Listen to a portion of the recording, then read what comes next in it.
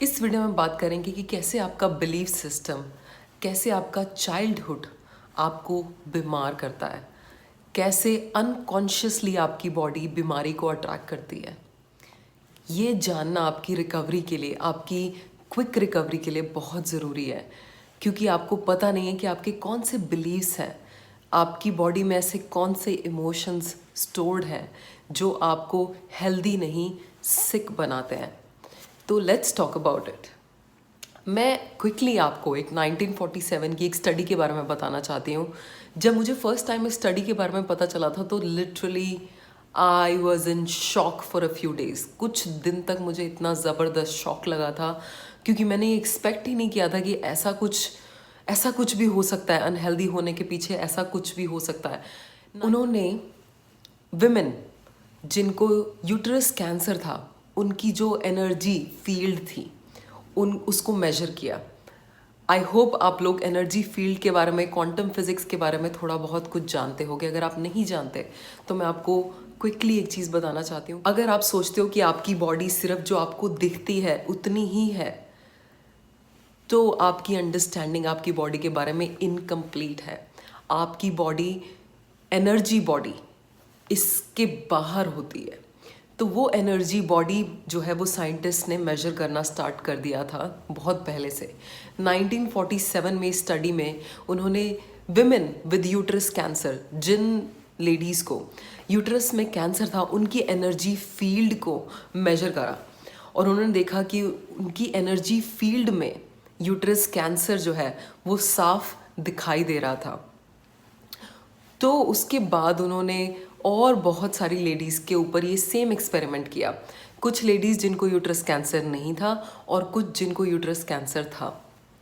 अब ये लेडीज़ जिनको यूट्रस कैंसर नहीं था, उनकी एनर्जी फील्ड जब उन्होंने चेक करी तो देयर वर फ्यू विमेन, कुछ लेडीज़ में उन्होंने देखा कि एनर्जी बॉडी में उनकी जो एनर्जी है, उनकी बॉडी के अराउंड जो एनर्जी बॉडी है उनकी, उसमें उनको यूट्रस कैंसर दिखाई दे रहा था। बट अभी तक उनकी बॉडी में यूट्रस कैंसर जो है वो डायग्नोज नहीं हुआ था। सबसे शॉकिंग बात इस एक्सपेरिमेंट के बारे में वो जो है वो ये है कि जिन लेडीज़ की एनर्जी बॉडी में उन्होंने यूट्रस कैंसर देखा, उनके फ्यूचर में यूट्रस कैंसर उनको डायग्नोज हुआ। तो मतलब एनर्जी में, उनकी एनर्जी में यूट्रस कैंसर पहले ही आ गया था, बॉडी में बाद में मैनिफेस्ट हुआ। मतलब हम पहले अपनी एनर्जी में किसी बीमारी को आने देते हैं और उसके बाद वो बीमारी हमारी बॉडी में मैनिफेस्ट होती है। रशिया में इनफैक्ट कुछ सर्जरी से पहले अगर किसी पेशेंट पे कोई सर्जरी परफॉर्म करनी है तो वो पहले उस पेशेंट के एनर्जी फील्ड को चेक करते हैं, और अगर एनर्जी फील्ड जो है अगर काफ़ी डिम है, एनर्जी बॉडी के अराउंड एनर्जी सफिशेंट नहीं है, तो वो सर्जरी परफॉर्म नहीं करते, क्योंकि उनको पता है कि वो पेशेंट उस सर्जरी से रिकवर नहीं कर पाएगा। This is how powerful this thing is.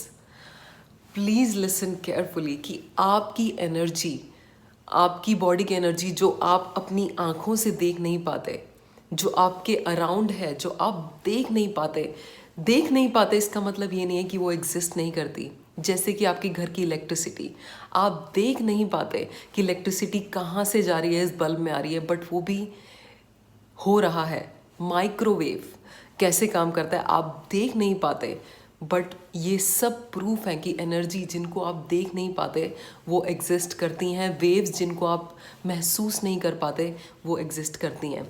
जैसे आपकी इलेक्ट्रिसिटी काम करती है, जैसे आपके घर का माइक्रोवेव काम करता है, वैसे ही आपकी बॉडी की अपनी खुद की एक एनर्जी फील्ड है जिसको आप अपनी दो आँखों से देख नहीं पाते, पर जब आप अपनी बॉडी की एनर्जी पे ध्यान दोगे तो आप उसको महसूस कर सकते हो। ये स्टडी मैं आपसे इसलिए शेयर करना चाहती थी ताकि आपको समझ में आए कि आप सिर्फ जो आपको दिखता है, सिर्फ जो आपकी नज़रों में है, वही आप नहीं हो, आप इससे कहीं गुना बड़े हो। और रिकवरी के लिए आपको इस एनर्जी बॉडी की सहारे की ज़रूरत है। इस एनर्जी बॉडी को बढ़ाने की, इसको मोर रेडिएंट बनाने की ज़रूरत है, अपने ऑरा को चेंज करने की ज़रूरत है। So let's talk about that. सबसे पहले मैं आपको ये बताना चाहती हूँ कि आपकी चाइल्डहुड, आपका बचपन, आपकी इनोसेंट ईयर्स आपको कैसे बीमार बनाते हैं, उसके बारे में मैं आपको बताना चाहती हूँ। और ये बताना इसलिए ज़रूरी है ताकि आपको समझ में आए कि आपकी बॉडी की ये जो एनर्जी है, जो आपकी बॉडी की ये लाइट है, वो डिम कैसे होती जाती है धीरे धीरे धीरे धीरे। इसकी शुरुआत बचपन से होती है, बट क्योंकि हमें समझ में नहीं आता हम क्या करें, हम इतना नेगेटिव क्यों सोचते हैं, बिना सोचे अनकॉन्शियसली जब हम वो सेम चीज़ें करते रहते हैं सारी ज़िंदगी, तो हमारी जो बॉडी की एनर्जी है, हमारी जो एनर्जी बॉडी है, वो डिम होती चली जाती है, होती चली जाती है, होती चली जाती है। और जब वो इतनी डिम हो जाती है कि बॉडी की जो लाइफ एनर्जी है, जो प्राण, जिसको हमारे योगा में, योगा साइंसेज में जिसको प्राणा बोलते हैं, जब प्राण आपकी बॉडी में इतने कम हो जाते हैं कि बॉडी जो है लाइफ सस्टेन करने के लिए कैपेबल नहीं रहती, और तब आपकी बॉडी में बीमारी पैदा होनी शुरू होती है। तो अब समझते हैं कि कैसे आपकी बचपन के बिलीव्स, आपके बचपन की जो आपने एक्सपीरियंसेस किए हैं, उनसे कैसे आपकी बॉडी आज की डेट में बीमारी को अट्रैक्ट करती है। आई एम श्योर अगर आप इंडिया से हो तो आपने चक्रास के बारे में ज़रूर सुना होगा, और आपने देखा होगा कि हमारी वैदिक साइंसेज में चक्रास पे बहुत एम्फेसिस डाला जाता है। अगर आप किसी भी योगा के टीचर, किसी मेडिटेशन टीचर से बात करोगे, अगर आप बीमार हो तो वो आपको सबसे पहले अपने चक्रास को बैलेंस करने के लिए कहेंगे, अपने चक्रास को की एनर्जी को बढ़ाने के लिए कहेंगे। तो उसी चक्रास के बारे में, वो चक्रा ही आपकी बीमारी और हेल्दी के लिए कैसे रिस्पॉन्सिबल है, वो मैं आपको बताना चाहती हूँ। एग्जाम्पल ले लेते हैं, जैसे कि बचपन में ये बहुत लड़कियों के साथ, इंडिया में ही नहीं ऑल ओवर द वर्ल्ड होता है, मोलेस्टेशन। अननोइंगली आपकी एनर्जी जो है, वो फर्स्ट एनर्जी सेंटर जो है आपका, उसमें स्टक हो जाती है। वो इमोशन, वो फियरफुल इमोशन, किसी भी आदमी का आपके आसपास आना और आपका एकदम ये फियर ट्रिगर होना, वो एनर्जी आपकी जो सेक्सुअल सेंटर्स हैं, आपका जो फर्स्ट सेंटर है बॉडी का, उसमें स्टक हो जाती है। किसी भी हेल्दी इंसान की बॉडी में ये जो चक्रास हैं वो बैलेंस्ड होते हैं, और एनर्जी लोअर एनर्जी सेंटर से ऊपर तक आराम से आ पाती है। फ्लो जो है वो नेचुरली ऊपर की तरफ आता है। बट अगर आप अनहेल्दी हो तो it is very safe to say कि आपकी एनर्जी जो आपके लोअर चक्रास हैं, जो फर्स्ट सेकंड थर्ड चक्रास हैं, उनमें स्टक हो गई है। अगर आपने बचपन में बहुत ज़्यादा गिल्ट, शेम, अनवर्दीनेस महसूस किया है, अगर आपके घर में बार बार बोला जाता था कि तुम लड़की हो और तुम ये सब डिज़र्व नहीं करती हो, लड़कियां अनइक्वल होती हैं, लड़कियां डिज़र्विंग नहीं होती, आपको अगर वो प्यार नहीं मिला है, आपको अनवर्दीनेस जो है वो आपकी सेकंड सेंटर में स्टोर हो जाती है। ये एक इमोशन है जो आपकी बॉडी में स्टोर्ड रहता है। आप कॉन्शियसली ये चीज़ डिसाइड नहीं करते, बट अनकॉन्शियसली ये एनर्जीज जो है वो आपकी बॉडी में स्टक हो जाती हैं। ये नेगेटिव इमोशंस आपकी बॉडी में स्टक हो जाते हैं, जो कि एनर्जी को ऊपर मूव करने से रोकते हैं। और अगर एनर्जी मूव नहीं हो पाएगी ऊपर, तो आप हेल्दी नहीं रह पाओगे। तो अब ये सिंपल एग्जाम्पल है जिनसे मैं आपको समझाना चाहती थी कि कैसे आपके बचपन के एक्सपीरियंसेस आपकी बॉडी को, आपकी बॉडी की एनर्जी को अफेक्ट करते हैं। हर एक बीमारी आपकी बॉडी में एनर्जी, इस प्राणा के कम होने की वजह से ही होती है।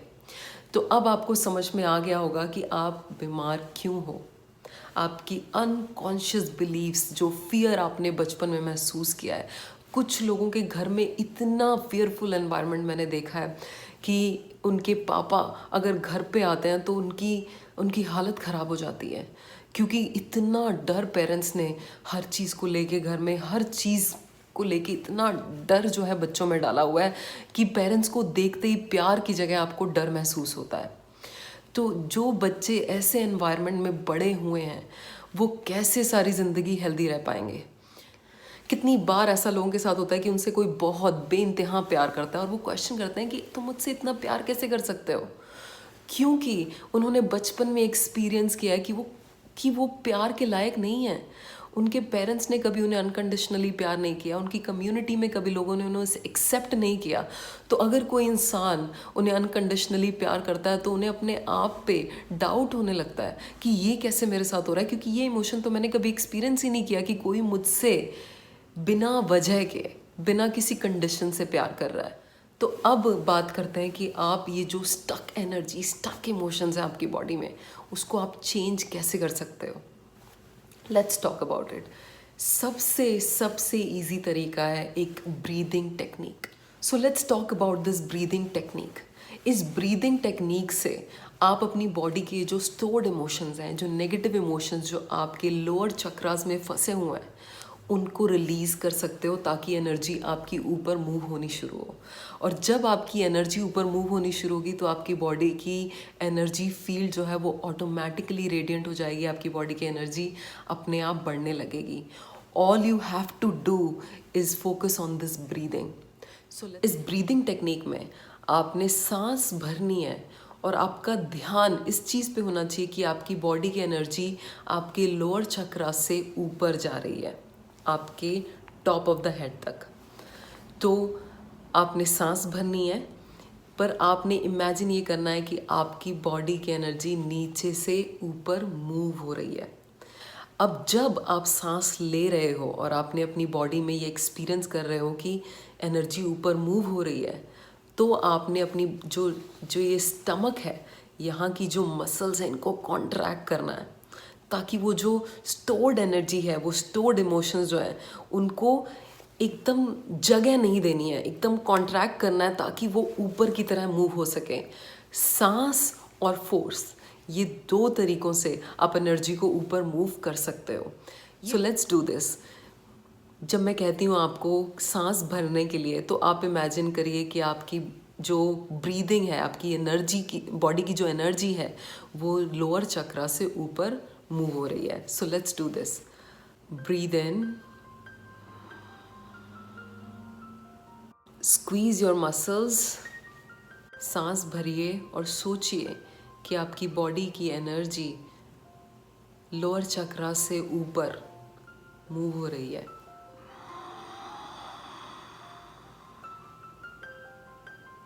और अब स्क्वीज करिए अपने एब्डोमिनल मसल्स को।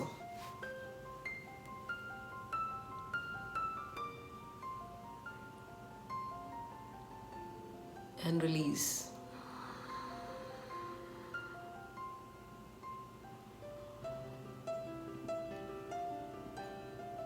एक बार फिर सांस भरिए और इमेजिन करिए, सोचिए कि आपकी एनर्जी जो है वो बॉडी में नीचे से ऊपर जा रही है।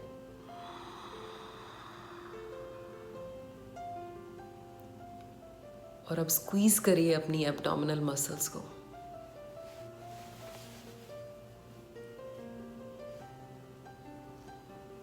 And breathe out. तो प्लीज़ प्लीज़ प्लीज़ आप इस ब्रीदिंग टेक्निक को अपनी लाइफ का पार्ट बनाइए। मेडिटेशंस भी करना शुरू करिए, बट उसके बारे में, मेडिटेशंस के बारे में मैं आपसे नेक्स्ट वीडियो में बात करूँगी। बट इस ब्रीदिंग टेक्निक पे ज़रूर तब तक फोकस करिए। बॉडी की एनर्जी जो है जब लोअर चक्रा से निकल के ऊपर के चक्रास में पहुंचने लगेगी तो आप अनहेल्दी नहीं रह पाओगे, आप हेल्दी अपने आप हो जाओगे। आपकी बॉडी रेडिएंट हो जाएगी, आप रेडिएंट हो जाओगे। इस वीडियो में मैं आपके साथ बस यही इन्फॉर्मेशन शेयर करना चाहती थी। I hope you like this video and I will talk to you guys soon. Bye bye, take care.